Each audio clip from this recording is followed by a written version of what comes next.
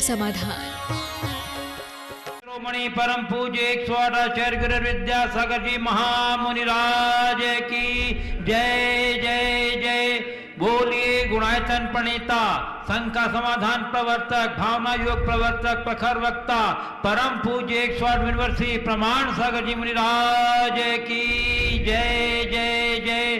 बोलिए परम पूज्य 108 यूनिवर्सिटी अरहत सागर जी मुनिराज की जय जय जय। प्रिय दर्शकों, पारस चैनल, जिनवाणी चैनल एवं प्रामाणिक ऐप के माध्यम से प्रसारित होने वाले आज के शंका समाधान के कार्यक्रम से जुड़े हुए सभी श्रद्धालुओं का, दर्शकों का, श्रोताओं का मैं हार्दिक अभिनंदन करता हूं।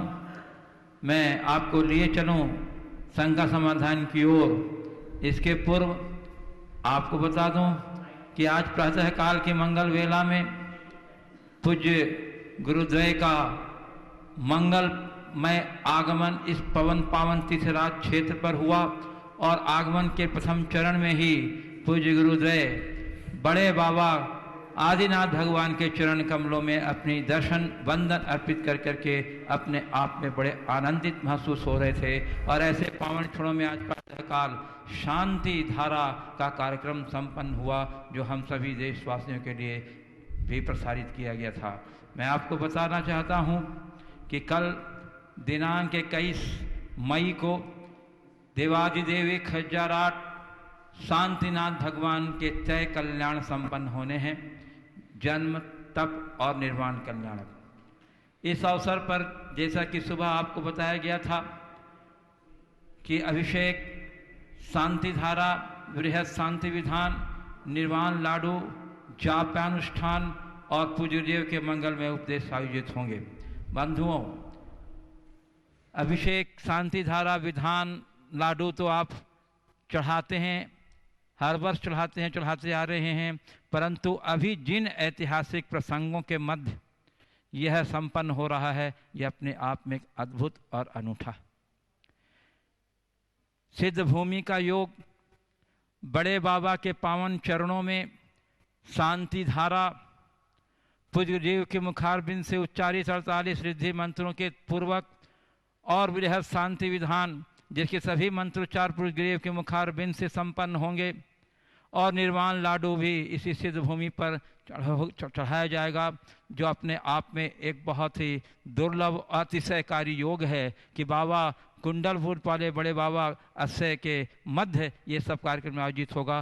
तो मेरी भावना है कि पूरे देशवासी अपने अपने घरों में बैठ करके इस अद्भुत संयोग का लाभ उठाएं। आप और इस पूरे आयोजन का प्रसारण जिनवाणी और पारस चैनल दोनों के द्वारा होगा। समय प्रातः 6 बजे से हमारा सारा कार्यक्रम प्रारंभ हो जाएगा। आप अपने अपने घरों में द्रव्य सामग्री लेकर के पूरी विधिवत शांति विधान संपन्न कर सकते हैं। यह दुर्लभ योग है। पिछले कई बार कई लोगों का अनुभव के निवेदन भी आए थे कि गुरुदेव इस विषम परिस्थिति में एक सामूहिक शांति विधान हो जाए, तो आप लोग की भावना ने रंग लाया और ऐसा योग बना। और यह योग भी बड़े बाबा कुंडलपुर वाले बड़े बाबा के पावन चरण में हुआ, जिनके अतिशय के बारे में मुझे कुछ कहना नहीं है। तो मेरा आपसे निवेदन है कि आप स्वयं भी करें और अपने इष्ट मित्रों को, परिवारजनों को, सबको अवगत कराएं कि भैया कल का दिन न चूकें और सभी अपने अपने घरों में पूरे द्रव्य सामग्री के साथ 6 बजे से 9:30 बजे तक कार्यक्रम में अपना योगदान देवें। ऐसी अब मेरी भावना है। और बंधुओं, चलो मैं आपको ले चलूं शंका समाधान की ओर। इसके पूर्व हम लोग सभी सामूहिक रूप से पूज्य गुरुदेव के मंगल में आशीर्वाद से अपने को अभिषेक करेंगे। तो हाथ जोड़िए, मस्तक झुकाइए और बोलिए मेरे साथ, नमोस्तु गुरुदेव, नमोस्तु गुरुदेव, नमोस्तु गुरुदेव। बोलिए यूनिवर्सिटी प्रमाण सागर जी मुनिराज की जय जय जय। और चलिए मैं आपको लिए चलता हूँ शंका समाधान की ओर। पूज्य गुरुदेव प्रवीण सिंह हई, मंत्री से दिगंबर पाठशाला गढ़ा कोटा, जिला सागर से पूछ रहे हैं, गुरुदेव कोई व्यक्ति कितना धार्मिक है और कितने अंशों में उसमें धार्मिकता है, इसका थर्मामीटर कोई पद हो सकता है या अथवा अन्य कोई बात? कृपया मार्गदर्शन। देखिए, धार्मिक और धार्मिकता का अंदाज हम उसके पद से नहीं लगा सकते, उसके बाह्य आचार के आधार पर लगा सकते हैं।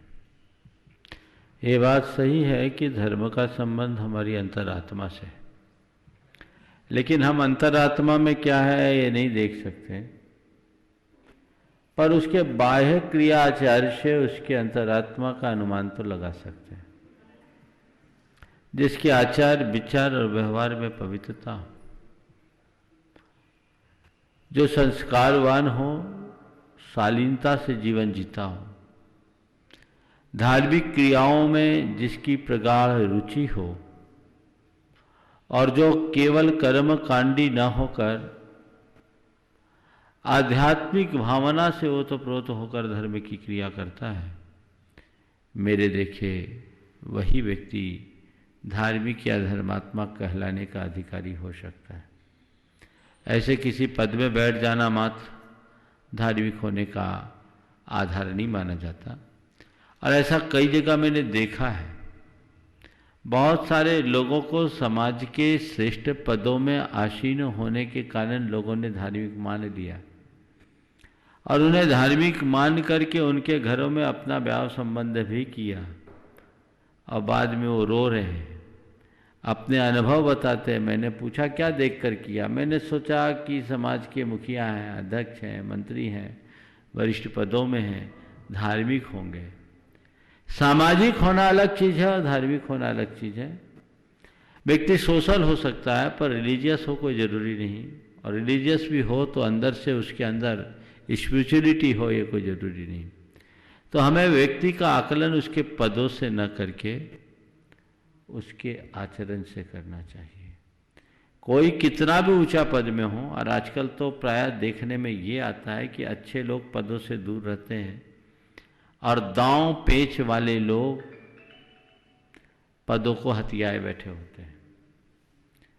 कई व्यक्ति तो इसीलिए समाज के पदों को अंगीकार करते हैं ताकि उनकी समाज में एक पहचान बने, शाख बने, और उसके बल पर वे अपने सांसारिक और गार्हस्थ्यिक जिम्मेदारियों को पूरा कर सकें। पद पर रहने वाले सभी व्यक्ति अधर्मी होते हैं ऐसा मैं नहीं कहता, लेकिन पद पर बैठना है धर्मी होने की पहचान है, ये भ्रम कभी मत रखना। धार्मिकता अंदर के आचरण से जुड़ी होती है। पूज्य गुरुदेव, भोपाल मध्य प्रदेश से वर्षा जैन पूछ रही हैं, गुरुदेव हमारे ड्राइंग रूम में आचार्य श्री की फोटो लगी है। परिवार का हर सदस्य प्रातः जाकर और सोने से पूर्व और घर से बाहर जाने से पूर्व उन्हें नमन करते हैं। यह सभी का रूटीन है, परंतु गुरुदेव आपने शंका समाधान में बताया था कि चित्रों के दर्शन नहीं किए जाते।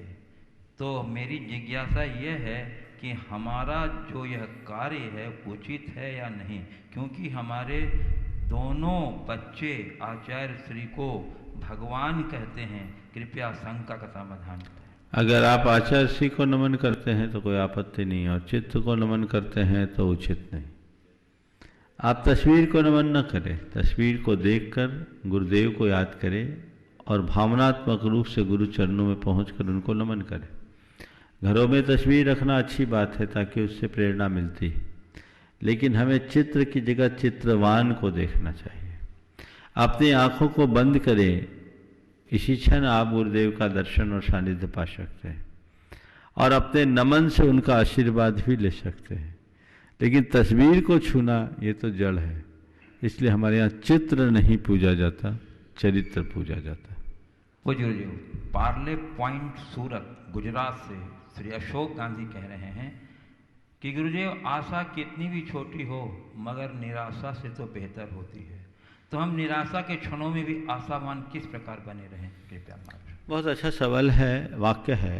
आशा कितनी भी छोटी क्यों न हो निराशा से तो बेहतर होती है, तो निराशा के क्षणों में आशावान कैसे बने रहें?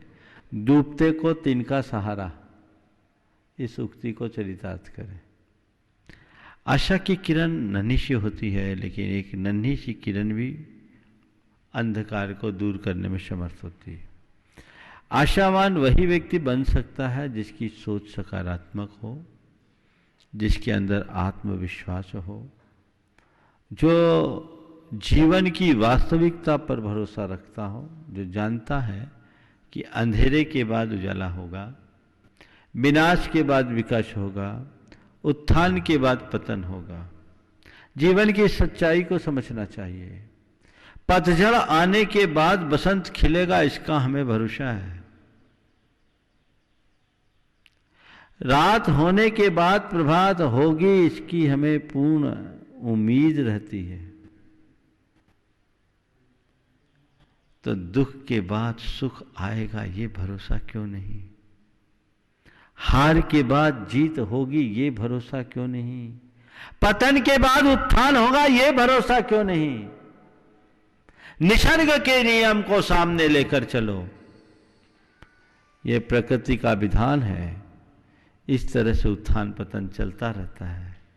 जो इस विधान को जानते हैं वे कभी हताश नहीं होते। पूज्य गुरुदेव, कोतमा मध्य प्रदेश से बाल ब्रह्मचारिणी डॉक्टर पारुल जैन कह रही हैं, गुरुदेव जब मैं छोटी थी तभी मेरे पिताजी का देहांत हो गया था और मेरे पिताजी का सपना था मेरी दोनों बेटी डॉक्टर बने। महाराज जी, आज हम दोनों बहनें डेंटिस्ट हैं। मेरे 2 बड़े भाई हैं, दोनों भाइयों ने हमें पढ़ाया, डॉक्टर बना दिया। महाराज जी, मेरे दोनों भाइयों ने अपना 100% डेडिकेशन हम दोनों बहनों के लिए दे दिया। तो महाराज जी, अब हम दोनों बहनें ऐसा क्या करें कि हम उन्हें अपना 100% डेडिकेशन दे सकें? हम उन्हें वो समय तो नहीं लौटा सकते जो उन्होंने हमें अपने दे दिया है। देखिए, बहुत अच्छी बात है कि विषम परिस्थितियों में भी आपने अपने पिता के सपने को साकार किया और इसके लिए आपके भाई ने अपना 100% दिया। वो भी साधुवाद का पात्र, उसे भी मैं आशीर्वाद देता हूँ। जहाँ तक सवाल है कि हम उनके इस ऋण को कैसे चुकाएं, अपने आचार विचार और व्यवहार से उस ऊंचाई को छुए जिसे देखकर लोग आपके साथ आपके पिता को याद करें। अपना आचरण ऐसा करो जिससे तुम्हारे माँ बाप का गौरव बढ़े। यही उनके प्रति सबसे बड़ा समर्पण होगा। जहाँ तक भाइयों के सवाल है, भाइयों ने अपना कर्तव्य किया। मौका के अनुसार आपके सामने जो कर्तव्य है उस कर्तव्य का अनुपालन करें, सारा कार्य होगा।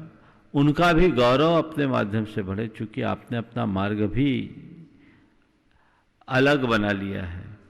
इसलिए इस मार्ग में रहते हुए भी यदि आप अपने धर्म की साधना और रत्नत्रय की आराधना में लगते हैं तो सभी के गौरव का कारण बनेगा। पूज्य गुरुदेव, बालाघाट मध्य प्रदेश से निशिथा जैन कह रही हैं, गुरुदेव मेरा प्रश्न यह है कि जैसे मुस्लिम का कुरान होता है, हिंदू की गीता होती है, वैसे ही जैनों का कौन सा शास्त्र होता है जिसमें जैन धर्म के बारे में सारा वर्णन एक जगह मिल जाए? देखिए, जैन धर्म के लिए आगम कहा जाता है। आगम हमारा शास्त्र है और बहुत व्यापक है। इस विषय में बहुत चर्चाएं हुई। तत्वार सूत्र को जैन धर्म के एक ऐसे ग्रंथ के रूप में गिना गया जिसमें जैन धर्म की मूलभूत बातें समाहित हो, लेकिन जैन दर्शन का विस्तार इतना अधिक है कि वह भी तत्वार सूत्र में भी उसकी पूर्ति नहीं हो पाई। 1974 में जब भगवान महावीर के 25वें निर्वाण महामहोत्सव की तैयारी की जा रही थी, तब जैन समाज के चारों निकायों के मध्य, चारों संप्रदायों के मध्य ये बात उठी कि एक ऐसा कोई ग्रंथ होना चाहिए जिसमें जैन धर्म की सभी बातें समाहित हो जाए। तो उस समय एक संगीति बैठी थी चारों संप्रदायों की, जिसमें दिगंबर, श्वेतांबर, श्वेतांबरों में 13 पंथी, स्थानकवासी, मूर्ति पूजक, तीनों दिगंबरों के भी सभी थे। और एक संग्रह हुआ जिनेन्द्र वर्णी के निर्देशन में, जिसका नाम था समन सुत्तम। जिसके कुल 756 गाथाएं थी, 7 तत्व, 85 काय और 6 द्रव्य के प्रतीक, 7, 5, 6। आचार्य गुरुदेव ने उसका अनुवाद किया जैन गीता के नाम से। क्योंकि ये आचार्य प्रणीत ग्रंथ नहीं है, लेकिन आचार्यों की बातों का ही संग्रह और बहुत व्यवस्थित संपादन है। यदि हम कहें तो कह सकते हैं कि ये एक ऐसा ग्रंथ है जिसमें जैन धर्म के समस्त मूलभूत तत्वों का समाहार है। आप उनको प्राप्त कर सकते हैं जो हमारे आचार्यों की भाषा में।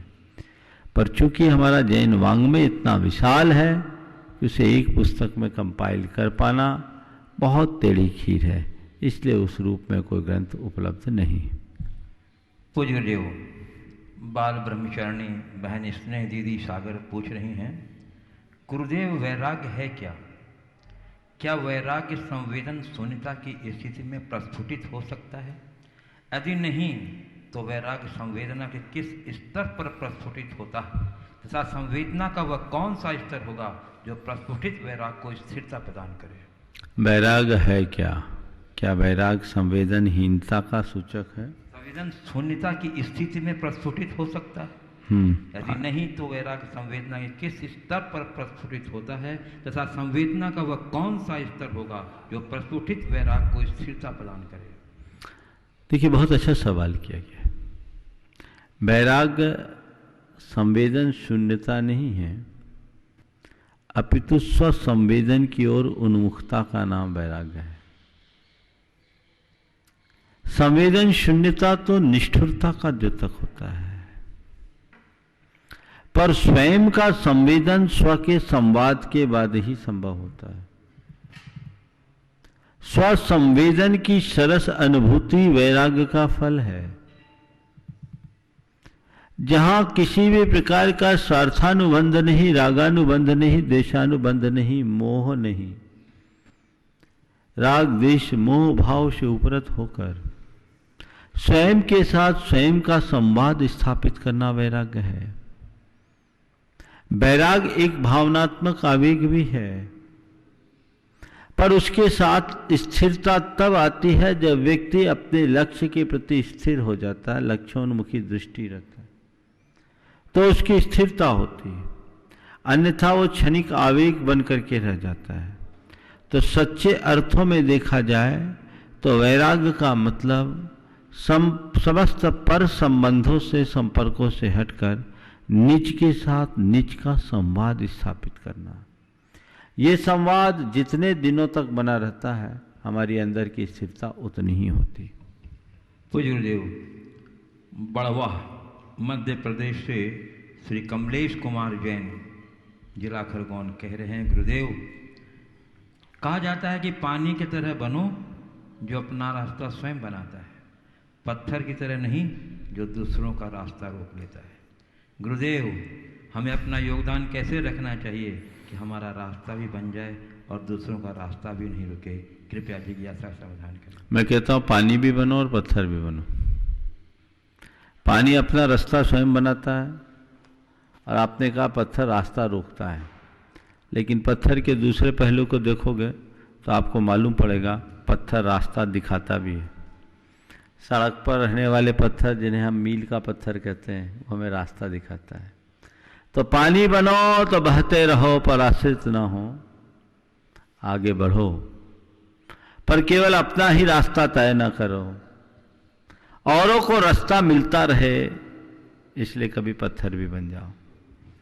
रास्ता रोकने के लिए पत्थर मत बनो, रास्ता दिखाने के लिए पत्थर बनो। पूज्य गुरुदेव, सागर मकरोनिया से डॉक्टर राजीव जैन कह रहे हैं, गुरुदेव, क्या डर है तो धर्म है, यह कहना सही है?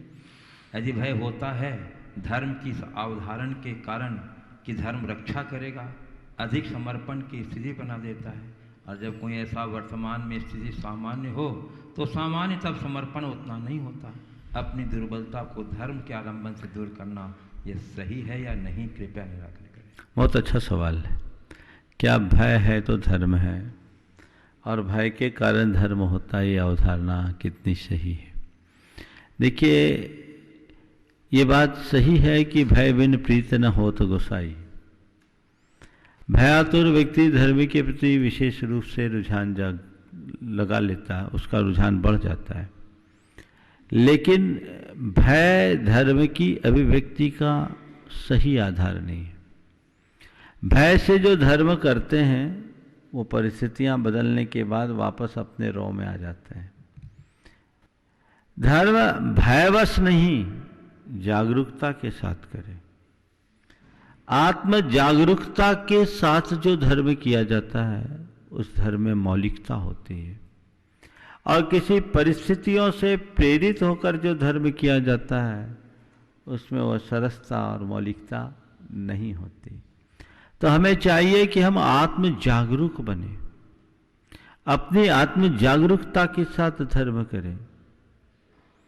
आज मुझसे एक बार किसी ने पूछा, महाराज जी आप साधु क्यों बने, आप धर्म के मार्ग में क्यों लगे, क्या आपको संसार से डर लगता है? मैंने कहा नहीं, मुझे संसार से डर नहीं है, मुक्ति की चाह है। संसार से डरना और मुक्ति की चाह करना दोनों बड़ा अंतर है। एक व्यक्ति है जो छाया की ओर आ रहा है इसलिए कि धूप उसे सुहा नहीं रही, और एक व्यक्ति है जो धूप देखकर घबरा रहा है। दोनों में बड़ा अंतर है। धूप देख के घबराने वाला दुखी होगा और धूप से अशुभता महसूस करके छाया की ओर आकर्षित होने वाला सुखी होगा। संत कहते संसार से डर करके भागने का नाम धर्म नहीं है, संसार में रह करके जागने का नाम धर्म है। हम भागे नहीं, जागे और धर्म करें, तब सच्चा धर्म हमारे अंतरंग में पल सकेगा। पूज्य गुरुदेव, गढ़ा कोटा जिला सागर मध्य प्रदेश से कुमारी प्रांजल जैन कह रही हैं, गुरुदेव हम जिन समस्याओं का सामना करते हैं उनमें से कुछ का संबंध हमारे व्यवहार से होता है, कुछ का संबंध दूसरों के व्यवहार से होता है, और कुछ समस्याएं शून्य नियंत्रण वाली होती हैं जिनमें हम कुछ नहीं कर सकते। इन स्थितियों में हमें क्रमशः किस प्रकार की पहल शक्ति का प्रयोग करना चाहिए? देखिए, 3 तरह की समस्याएं, बहुत अच्छी बात कही। कुछ समस्याओं का संबंध हमारे व्यवहार से, कुछ दूसरों का व्यवहार, और कुछ ऐसे जिसमें हमारा नियंत्रण ही ना हो, शून्य नियंत्रण। मैं ये कहूँगा जो समस्या हमारे व्यवहार से उत्पन्न हुई है, हमें चाहिए कि हम अपने व्यवहार को सुधार करके अपनी समस्या का हल कर लें। जो समस्या दूसरों के व्यवहार के कारण है, हम उसे नज़रअंदाज करने की कोशिश करें और उसमें उलझने का प्रयास न करें। अगर हम देखते हैं कि समस्या दूसरों की ओर से उत्पन्न की गई है और हम उससे अपने आप को अप्रभावित रखने की क्षमता विकसित कर लेते हैं, तो कैसी भी समस्या क्यों न हो वो हम पर हावी नहीं होगी और हमारे जीवन में उसका कोई दुष्प्रभाव कभी नहीं घटता। जो समस्याएं नियंत्रण शून्य दिखे, शून्य नियंत्रण वाली हो, तो उनके आगे हमें समर्पण कर देना चाहिए।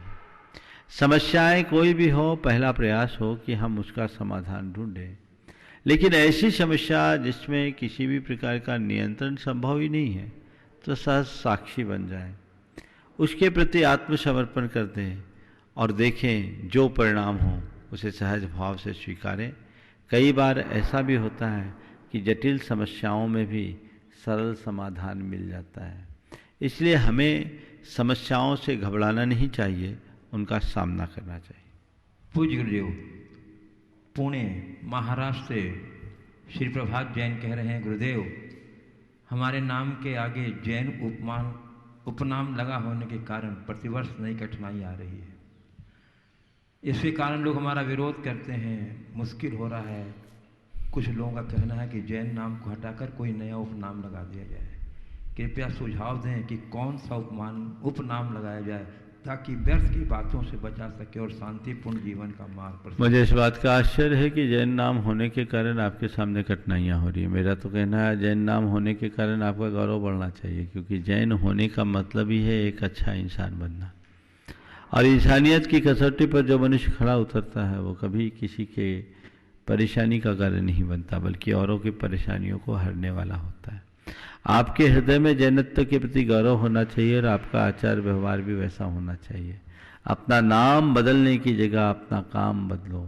जिन कामों के कारण लोग आपको विरोध करते हैं, जिन विरोधों का सामना करना पड़ता है, अपनी कुशलता से कार्यशैली में ऐसा बदलाव करें कि विरोधी भी आपके अपने होने लगे, तब आपको ज़्यादा अच्छा होगा। इसलिए मैं नाम बदलने की कोई सलाह नहीं दूंगा, आपको काम बदलने का मार्गदर्शन जरूर देना चाहूँगा, और ऐसा आप करेंगे तो आपकी समस्या निश्चित सुलझ जाएगी। पूज्य गुरुदेव, इंदौर मध्य प्रदेश से श्रीमती प्रियंका महेंद्र जैन कह रही हैं, गुरुदेव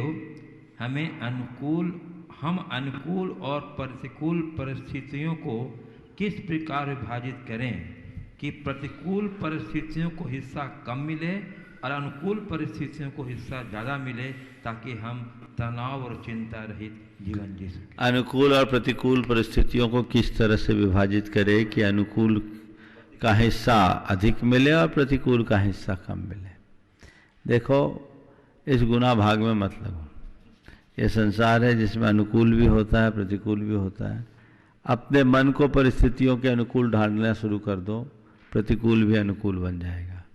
फिर आप कहते हो प्रतिकूल को हिस्सा कम मिले, मन अनुकूल बन जाए तो प्रतिकूल भी अनुकूल बन जाता है। इसलिए अपने मन में इष्टानिष्ट संयोग वियोगों में स्थिरता लाने का अभ्यास बनाएं, और वो अभ्यास हम लाते हैं तभी सब कुछ हो सकता है। परिस्थितियाँ प्रतिकूल होगी, रहेगी, लेकिन हमें चाहिए कि हम अपने आप को परिस्थितियों के अनुरूप ढालें। एक बात ये जरूर ध्यान रखने की है कि परिस्थितियाँ मेरे अनुकूल हो ये मेरे हाथ में नहीं है, पर मैं अपने मन को परिस्थितियों के अनुकूल ढालूं ये मेरे हाथ में है, जिसका हमें ध्यान रखना चाहिए। पूज्य गुरुदेव, सिडनी ऑस्ट्रेलिया से श्रीमती नम्रता जैन पूछ रही हैं कि गुरुदेव 12 भावनाओं में के अंतर्गत अनित्य भावना में संयोगों की क्षणभंगुरता, असरण भावना में संयोगों की असरणता एवं संसार भावना में उन्हीं संयोगों की निरर्थकता बताई जाती है। इसका क्या तात्पर्य है, कृपया मेरी शंका का समझाएं। इसका एक ही प्रयोजन है, नश्वरता, असरणता और निरर्थकता। ये इस बात को दर्शाता है कि तुम संसार में रहो, आसक्त मत हो, अभिमान मत करो। सांसारिक संयोगों में न कुछ आसक्ति रखने लायक है और न ही अभिमान करने जैसा है, और ये आसक्ति और अभिमान ही हमारे दुखों के सबसे बड़े कारण हैं। यदि हम इनसे बचते हैं तभी अपने जीवन को प्रशस्त कर सकते हैं।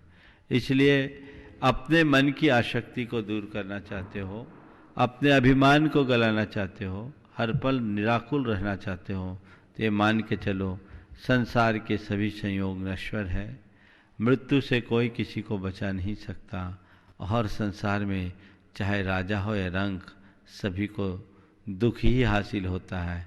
सुखी वही है जो अपने में संतोष रखता है। पूज्य गुरुदेव, अकोला महाराष्ट्र से संगीता गवाहने कह रही हैं, गुरुदेव मेरा प्रश्न आपके प्रवचन पर आधारित है।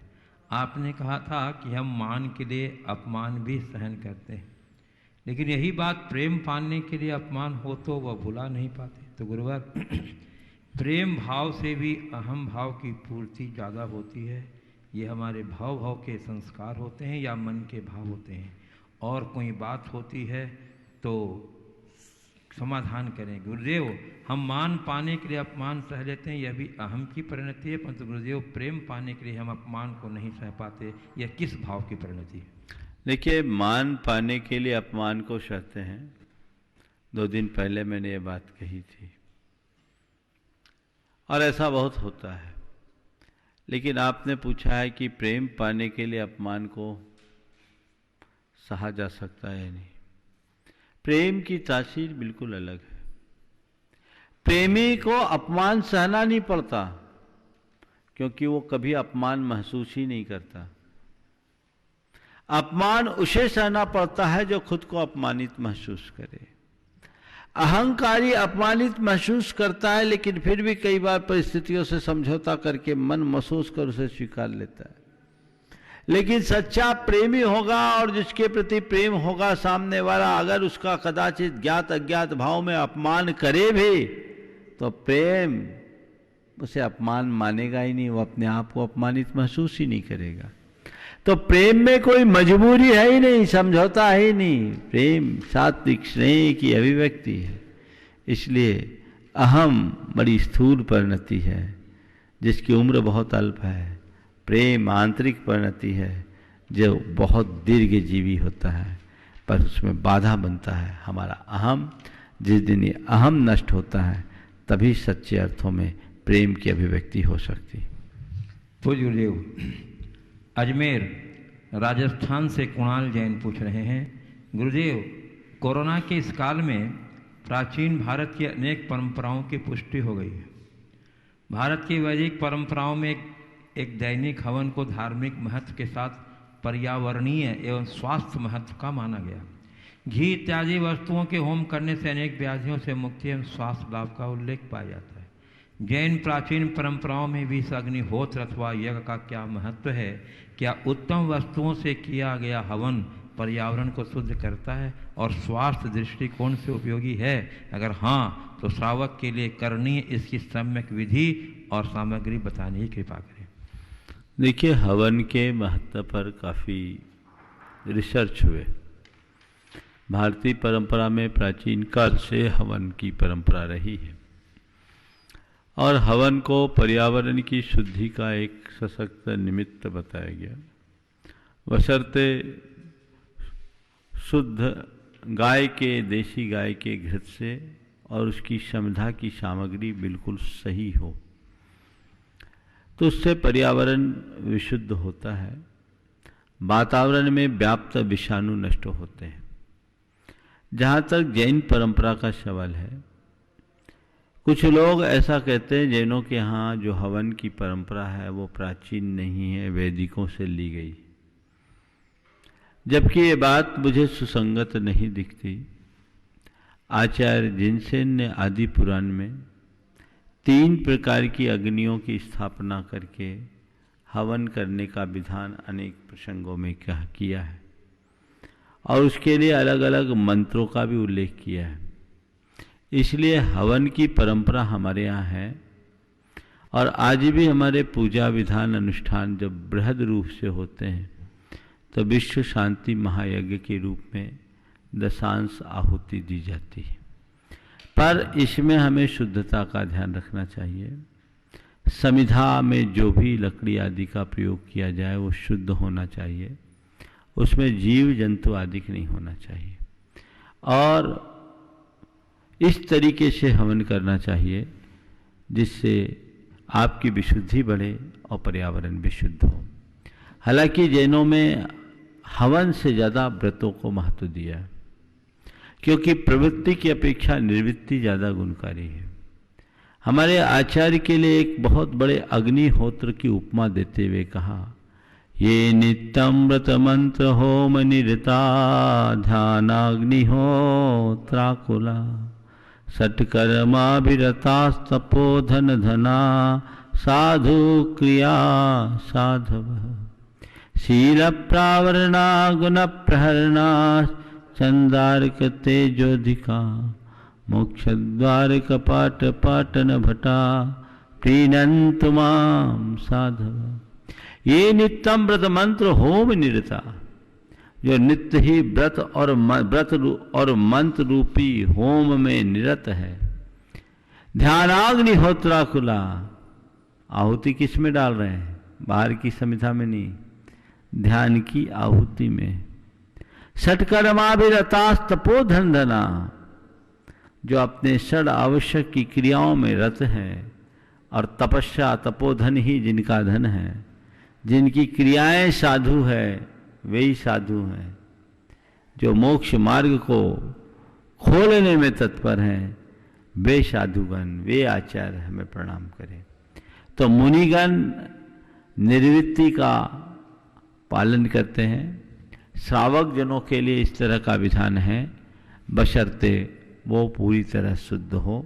अभी सुबह शांति मंत्र की जाप के साथ बहुत सारे लोग गोघृत के साथ शुद्ध लकड़ी में हवन कर रहे हैं। वातावरण बदल रहा है और लोग इसके अपने अपने अनुभव भी बता रहे हैं। बस मर्यादा होनी चाहिए, उसमें डालने जाने वाली धूप एकदम शुद्ध होनी चाहिए, समिधा भी शुद्ध होनी चाहिए और अग्नि का उतना ही इस्तेमाल होना चाहिए जितना आवश्यक और अपेक्षित हो। पूज्य गुरुदेव, दिल्ली से गुणायतन ट्रस्टी श्री मुकेश कीर्ति जैन मेट्रो कह रहे हैं कि हम भावना योग करते समय शुद्धो हम, मैं शुद्ध आत्मा हूँ का उच्चारण करता हूँ।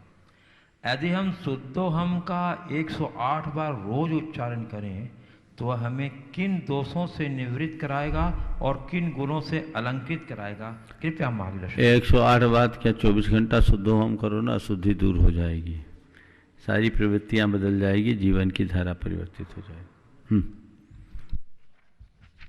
गुरुदेव, उत्तर प्रदेश फिरोजाबाद से निशांत जैन कह रहे हैं, यह अति आवश्यक सैनिटाइजेशन के विषय में है। गुरुदेव, लगभग 2 महीने पहले मैंने प्रधानमंत्री जी को पत्र के माध्यम से प्रार्थना की थी कि सैनिटाइजेशन के नाम पर जो लाखों लीटर केमिकल्स सड़कों, घरों और गाड़ियों पर फेंका जा रहा है, यहाँ तक कि कुछ लोगों को नहलाया भी जा रहा है, ये बहुत ही हिंसक है और इससे हम और भी नई बीमारियों और महामारी को निमंत्रण दे रहे हैं। अतः इसे तत्काल प्रभाव से बंद किया जाए। 17 मई को हिंदुस्तान टाइम्स में विश्व स्वास्थ्य संगठन की चेतावनी भी प्रकाशित हुई है कि इससे कोरोना पर कोई असर नहीं होता, बल्कि यह इंसानों के स्वास्थ्य और जान के लिए बहुत खतरनाक है। गुरुदेव, मेरा प्रश्न यह है कि ऐसी हिंसक प्रवृत्ति हमारे देश और दुनिया को किस दिशा में ले जा रही है तथा इसका सही विकल्प क्या है? देखिए, सैनिटाइजेशन का मतलब क्या? शुद्धिकरण। वर्तमान में मीडिया ने सैनिटाइजर का इतना ज़्यादा प्रचार प्रसार कर दिया कि हर किसी के जेब में। मुझसे कई लोगों ने कहा कि उसमें रहने वाले अल्कोहल और अन्य प्रकार के केमिकल के परिणाम स्वरूप स्किन का कैंसर तक हो सकता है, अधिक उपयोग न करें। बाद में मीडिया ने भी ये कहा कि इसकी जगह साबुन का प्रयोग कर करके भी आप शुद्धि कर सकते हैं। तो ये ज़्यादा प्रचारित हो जाने से और कोरोना का खौफ मन में बैठ जाने के कारण सैनिटाइजर को लेकर के व्यवस्था बनी। बहुत पहले देश में देशी सैनिटाइजर की भी व्यवस्था की गई। शुद्धि के जो द्रव्य हैं, हम तो उस परंपरा में है जहाँ हमारे यहाँ राख से हाथ धोने की परिपाटी रही है। शुद्धि करना है, आप बार बार हाथ धोएं। आपके पास जो भी शुद्धि के विकल्प हैं, जैसे मैं तो रीठा का प्रयोग करता हूँ, रीठा से हाथ की शुद्धि हो जाती है। नीम का पानी है और रीठा है, आप इसका इस्तेमाल करें, आप अपने घर में रखें। फिटकरी आदि का भी इस्तेमाल करके लोग कर रहे हैं। बहुत सारे लोगों ने बिना केमिकल के इस तरह के शुद्धि द्रव्य बनाए हैं, जैसे आप सैनिटाइजर कहते हैं, वो प्रयोग करना चाहिए। अल्कोहल युक्त सैनिटाइजर का प्रयोग मेरे विचार से अंधाधुंध करना आने वाले दिनों में अनेक समस्याओं का जन्मदाता बन सकता है। इसलिए इस पर हमें विचार करना चाहिए। कोरोना से बचने के उपाय पर तो हमें देखना ही चाहिए, जो संभव उपाय वो करें, लेकिन ऐसा ना हो कि उपाय के नाम पर हम केवल अंधानुकरण ही करते रहें। इसमें हमें पूर्ण सावधानी और समझदारी रखने की आवश्यकता और अपेक्षा है। तो गुरुदेव, जबलपुर मध्य प्रदेश से श्री शैलेश जैन आदिनाथ नमोस्तु करते हैं, पूछ रहे हैं, गुरुदेव, सामायिक का क्या स्वरूप है तथा एक श्रावक के लिए सामायिक करने का क्या समय और क्या उत्कृष्ट प्रक्रिया हो सकती है, कृपया समझाएं। देखिए, सामायिक है क्या? समदा सामायिकम नाम, समता का नाम सामायिक है। आप लोग जो सामायिक की क्रिया करते हैं वो इधर उधर के संकल्प विकल्प को छोड़कर साम भाव में स्थिर रहने का अभ्यास है। आद रौद परित्यागत तद्धि सामायिकम मतम, मन को दुर्विचारों और दुष्ट विकल्पों से मुक्त करके शुभ चिंतन और शुभ आलंबनों में रमाना, ये भी सामायिक है। सामायिक की शास्त्रों में बड़ी महिमा है और उसे व्रत पंचक परिपूर्ण कारण मौधान युक्तेन ऐसा आचार्य समंतभद्र महाराज ने कहा है कि वह हमारे 5 व्रतों की पूर्ति सामायिक में हो जाती है। उसमें लगे हुए सारे दोषों का निवारण सामायिक की विशुद्धि से हो जाता है। तो हमें भाव विशुद्धि के साथ सामायिक करना चाहिए, बशर्ते हम सामायिक को उसकी सही विधि और प्रक्रिया के तहत करें। सामायिक क्रिया नहीं है, एक प्रयोग है। प्राय लोग सामायिक के नाम पर बैठ जाते हैं और बैठ करके ऊँघते रहते हैं। ये ऊँघने की वृत्ति का नाम सामायिक नहीं है। जीवन में ताजगी और स्फूर्ति उत्पन्न करना ही सामायिक का मूल स्वरूप है और वही सामायिक का लाभ और लक्ष्य भी। इसलिए सामायिक करें, सामायिक की जो विधि है उस विधि के तहत सामायिक करें। आम व्यक्तियों के लिए मैं कह रहा हूँ जो अव्रती है, उन अव्रतियों के लिए सामायिक में आप भावना योग कर सकते हैं। भावना योग भी ये सामायिक है। व्रती जन भी अगर भावना योग करते हैं तो भावना योग सामायिक है। जो हमारी सामायिक की विधि उसके अनुरूप आप करें, कुछ भी शुभ आलम्बन लेकर आप उसे दोहराएं तो ये सामायिक का लाभ हो सकता है। सामायिक में मंत्र जाप, सामायिक में तत्व चिंतन, सामायिक में भावना भावन, सामायिक में आत्मध्यान, अलग अलग स्तर पर सब कुछ किया जा सकता है। ये सामने वाले की योग्यता और स्थिरता पर निर्भर करते हैं। जिस व्यक्ति की एकाग्रता अधिक है वो सामायिक में कम से कम आलम्बन लेता है, लेकिन जिनकी एकाग्रता अल्प है उन्हें बृहद आलम्बन लेना चाहिए। तो मैं आप सबसे एक बात कहना चाहता हूँ, बहुत सारे लोगों ने ये किया है जिनका सामायिक में चित्त नहीं लगता और अपने जीवन में बदलाव लाना चाहते हैं, वे सामायिक के स्थान पर भावना योग करना शुरू कर दें। पूरे 48 मिनट तक भावना योग करें। आप महीने भर में अपने जीवन में बहुत बड़ा बदलाव महसूस करेंगे और आप फिर सामायिक करेंगे नहीं, आप में सामायिक घटेगा। पूज्य गुरुदेव, न्यू मीनार रेजिडेंसी भोपाल मध्य प्रदेश से सुषमा जैन कह रहे हैं, गुरुदेव यह प्रश्न मेरी बेटी श्रेया जैन का USA से है। वह जानना चाह रही है कि क्या हम पूर्ण निष्ठा से अप्रत्यक्ष रूप से नमोस्तु निवेदित करें तो क्या आपके आशीर्वाद से वही ऊर्जा व फल मिलेगा? आपके आशीर्वाद की बहुत ज़रूरत है गुरुदेव, कृपया समझें। देखिए, सबसे पहले तो मैं उन तमाम लोगों को आशीर्वाद देना चाहूँगा जो आज बहुत परेशान हैं, तालाबंदी में, देश विदेशों में, जहाँ कोई आलम्बन नहीं, कोई मार्गदर्शन नहीं, कहीं कोई सहारा नहीं। अंदर की बेचैनी और व्यग्रता मैं समझता हूँ, पर उन सभी से मैं कहना चाहता हूँ इस समय घबराने की ज़रूरत नहीं है, हौसला रखने की ज़रूरत है, साहस और धैर्य रखने की आवश्यकता है। समय सबका टलेगा, फिर सुबह होगी, ये बात मन में होनी चाहिए। जहाँ तक निष्ठापूर्वक नमन करने के बाद का आशीर्वाद, आपका नमन आपको आशीर्वाद का अधिकारी अपने आप बना देता है। आप तो ये सोचिए कि मैंने नमन किया तो मुझे आशीर्वाद मिल गया, और जिस पल ये सोचने लगेंगे आप आशीर्वाद का साक्षात अनुभव भी कर सकें। पूज्य गुरुदेव, इंदौर मध्य प्रदेश से श्री महेंद्र जैन पत्रकार पूछ रहे हैं, गुरुदेव यदि हमने कोई गलत कार्य नहीं किया हो और फिर भी कुछ लोग एक होकर हमें उसकी सजा देते हैं तो उसे नियति माने या उसका प्रतिकार करें?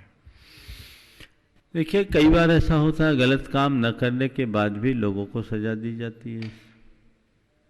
अब ऐसी स्थिति में आपने पूछा नीति माने या प्रतिकार करें। इसके लिए कोई मैं एक स्थायी नियम नहीं बता सकता। इसके लिए आपको मैं सलाह दूंगा कि पहले समीक्षा कीजिए कि परिस्थिति क्या है और आरोप लगाने वाले कौन है।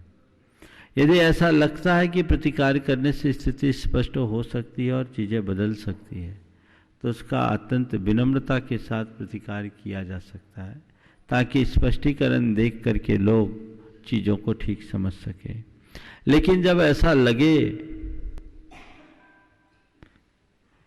कि उल्लुओं की बस्ती में हंस फंस गया और कोई उपाय नहीं है, तो उल्लुओं से उलझने की जगह नीति मान करके उसे स्वीकार कर लेना चाहिए, तभी हम अपने आप को स्थिर रख सकेंगे। पूज्य गुरुदेव, नंदुरबार महाराष्ट्र से श्री अजीत मधुकर सिंथरे कह रहे हैं, गुरुदेव आत्मा के उद्धार के लिए सबसे आसान मार्ग कौन सा है जो सभी प्राणी अंगीकार कर सकते हैं? आत्मा के उद्धार के लिए सबसे आसान मार्ग कौन सा है जो सभी प्राणी अंगीकार कर सके? कुछ मत करो, अधर्म से बच जाओ।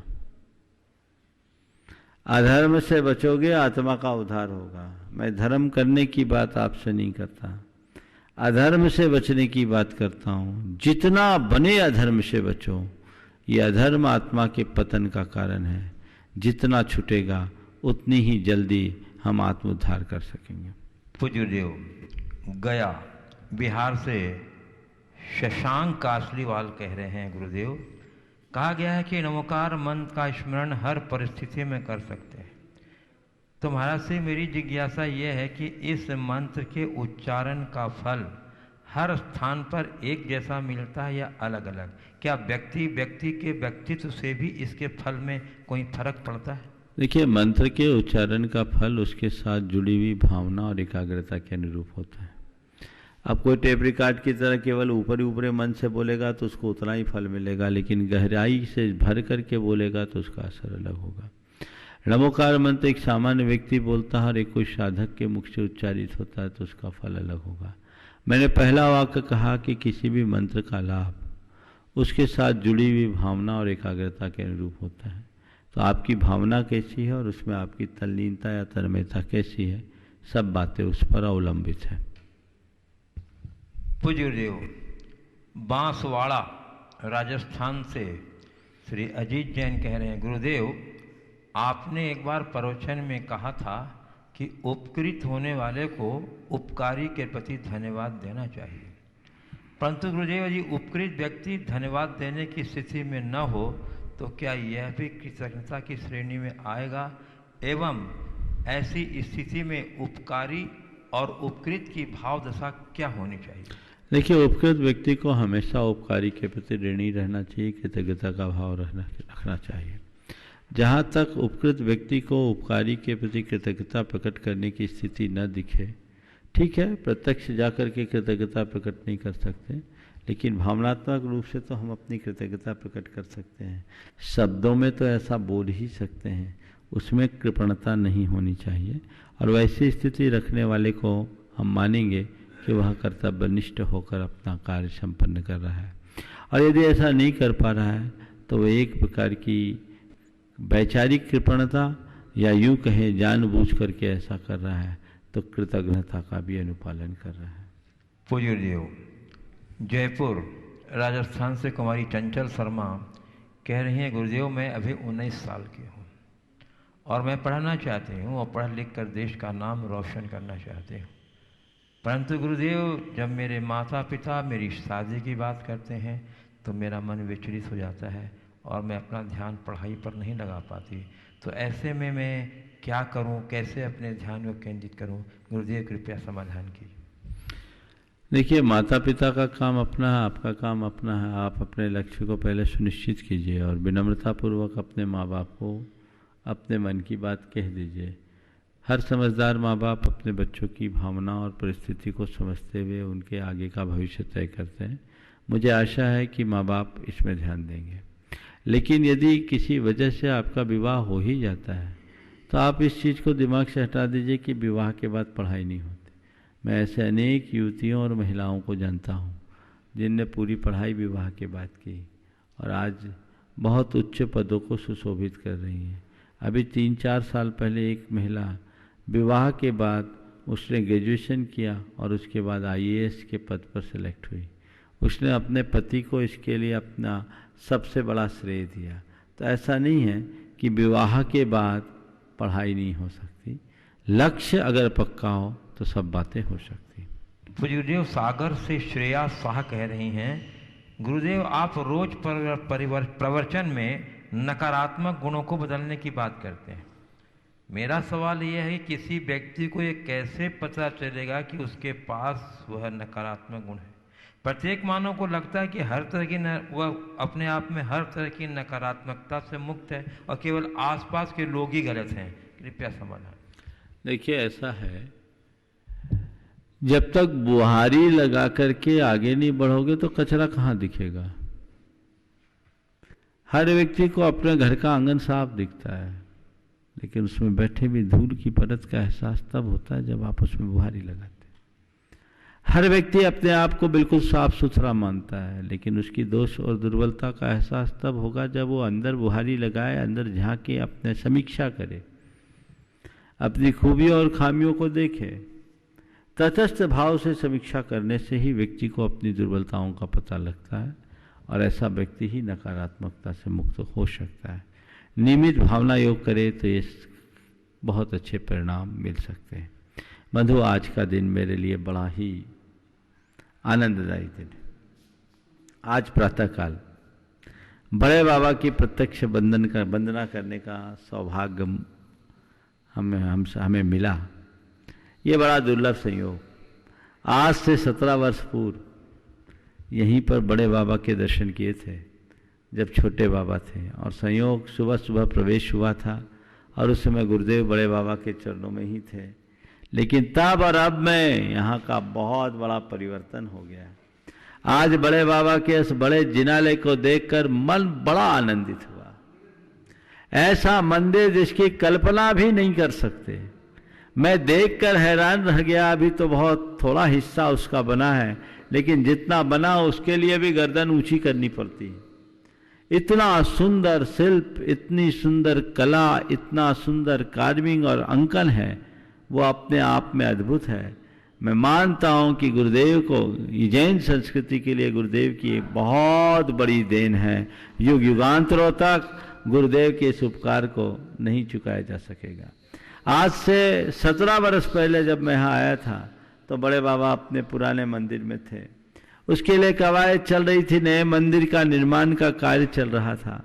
लेकिन नए मंदिर के निर्माण में अनेक विघ्न बाधाएं आ रही थी। एक दिन गुरुदेव से मैंने जिक्र किया था, गुरुदेव बड़े बाबा के मंदिर में इतने विघ्न कैसे होते हैं, विघ्न क्यों आ रहे हैं? गुरुदेव ने कहा, बिना विघ्नों के इतिहास की रचना नहीं होती। और आज मुझे दिख रहा है कि विघ्न आए नहीं, इतिहास की रचना हुई है। और ये इतिहास की रचना सफल हो पाई है गुरुदेव के संकल्प के बल पर। उन्होंने एक बात, कोई भी बात आती थी तो वो एक ही बात कहते थे, बड़े बाबा का काम है, सब ठीक हो जाएगा। उनका बड़े बाबा के प्रति ये विश्वास और ये समर्पण ही समाज को इतनी बड़ी उपलब्धि दिला पाया। कितनी दृढ़ता थी। मैं उन दिनों कोलकाता में था जब बड़े बाबा के यहाँ से बिहार करा कर निर्माणाधीन नए मंदिर में बेनी बेदी में विराजमान करने की योजना थी। लेकिन आज जब उस परिदृश्य को देखा तो मैं अंदर से बड़ा प्रमोदित और आनंदित सा महसूस किया। मेरा रोम रोम पुलकित हो रहा था। और देख करके जो कार्य हुआ, इसकी जितनी प्रशंसा की जाए उतना कम है।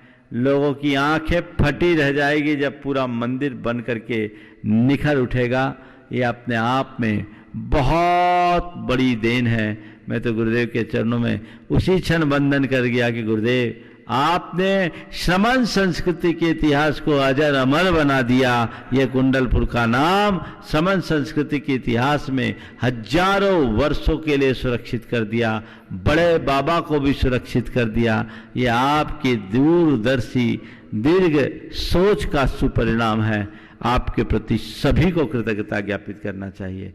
मंदिर का काम बहुत तेज गति से चल रहा है। यहाँ की कमेटी बहुत तत्परता के साथ उस कार्य को संपन्न करने में लगी है। लेकिन मैं देख रहा हूँ ये बहुत व्यय साध्य कार्य है। मैं ये कहना चाहूँगा कि देश का एक भी व्यक्ति ऐसा न बचे जिसका इस इतिहास की रचना में योगदान न हो। हर व्यक्ति का योगदान होना चाहिए, हर घर का योगदान होना चाहिए, कोई बचे नहीं। बुंदेलखंड के लोगों की आस्था तो इससे जुड़ी है। देश भर के बड़े बड़े श्रेष्ठियों ने भी इसमें बहुत योगदान दिया है। लेकिन ये बड़ा काम है। एक बात केवल इतना ध्यान रखना है कि मंदिर बन रहा है, बन जाएगा, गुरुदेव का आशीर्वाद है, कोई संशय नहीं। तुम्हें केवल ये देखना है कि इस मंदिर में मेरा क्या लगा। जब मंदिर बने तो लगना चाहिए कि मेरा कुछ लगा है, मेरा भी इसमें योगदान है। और ऐसा लगाओ कि आने वाले 3-4 पीढ़ियों के बाद तुम्हारे नाती पोते आए तो देखे, अरे ये मंदिर है जिसमें मेरे दादाजी का ये योगदान था, मेरे परदादा जी का ये योगदान था। उसे देख करके भी और दान धर्म करने की भावना मन में जागृत हो। ऐसा कार्य सबको करना चाहिए। ये अद्भुत है। बाकी तो आज आना ही हुआ है, चर्चाएं होगी। कल एक बहुत अच्छी कड़ी जुड़ी, मुझे उम्मीद नहीं थी कि मैं आज यहाँ पहुँच पाऊँगा, लेकिन बड़े बाबा का ही प्रताप कि इतनी प्रचंड गर्मी में भी अनुकूलताएं ऐसी बनी कि हम समय से पहले ही पहुंच गए और बड़े बाबा के दर्शन का सौभाग्य मिला। मन में ये था कि शांतिनाथ भगवान का निर्वाण कल्याणक बड़े बाबा के चरणों में हो, क्योंकि आज पूरे विश्व को शांति की आराधना बहुत ज़्यादा आवश्यक है। तो शांतिनाथ भगवान के कल की तिथि में चतुर्दशी का दिन है। तीन कल्याणक हैं और उस 3 कल्याणक के अवसर पर यहाँ की समिति ने मुझसे कहा, महाराज हम लोग चाहते हैं विधान हो। बोले बिल्कुल हो जाए। हम लोग रोज शांति मंत्र की जाप तो करते ही हैं, कल का दिन आपको पूरी तरह समर्पित रखना है। प्रातः 6 बजे से यहाँ की कार्यक्रम की शुरुआत होगी, जिसमें मंगलाष्टक, भगवान का अभिषेक, चरणाभिषेक, शांति धारा और शांति धारा के बाद पूजन और शांति विधान, साधनी विधान के उपरांत निर्वाण लाडू और उसके बाद नित्य की भांति जाप, जो जाप विशिष्ट रूप से आपकी विश्व शांति महायज्ञ के रूप में होगी, वो जाप आप लोग जो नियमित करते आ रहे हैं, जाप के उपरांत प्रवचन का कार्यक्रम आप सबको मिलेगा। तो जो लोग अभी मंदिर नहीं जा पा रहे हैं, दर्शन पूजन वंदना करने का अवसर नहीं मिल पा रहा है, कल मैं सभी से ये कहना चाहूँगा, इतने भाव शुद्धि के साथ शांतिनाथ भगवान की आराधना करो कि आने वाले समय में शीघ्रातिशीघ्र शांति की स्थापना हो सके। मुझे पूरा भरोसा है बड़े बाबा के चरणों में हम शांति की प्रार्थना करेंगे तो जरूर सभी को शांति और सुरक्षा की प्राप्ति होगी। अंतर मन से भर करके सभी को शांति की कामना करना है, तब सभी को लाभ होगा। मैं यहीं पर विराम दे रहा हूँ, आगे की सूचना। बंधुओं, जब पूज्यदेव गढ़ाकोटा में विराजमान थे तो उस वक्त गढ़ाकोटा के गौशाला को देखकर बड़े प्रभावित हुए और उसकी आवश्यकता के लिए लोगों को प्रेरणा दी कि इस गौशाला के लिए देवोदय गौ सेवा सदन गढ़ाकोटा के लिए अधिक से अधिक दान दीजिए ताकि गांव की रक्षा हो सके।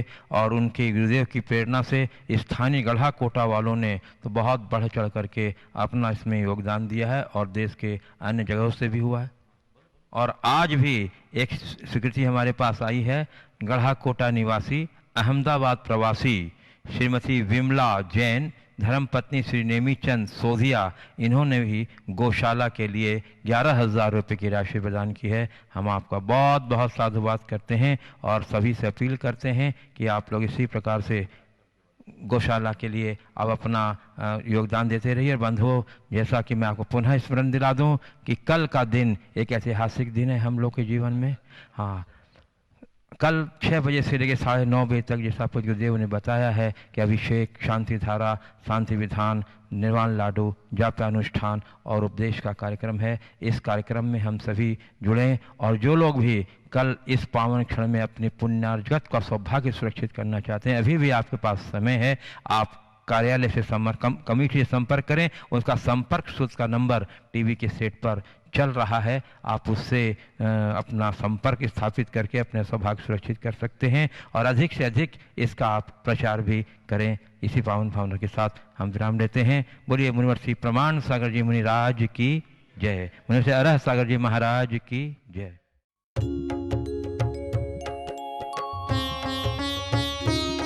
शंका समाधान।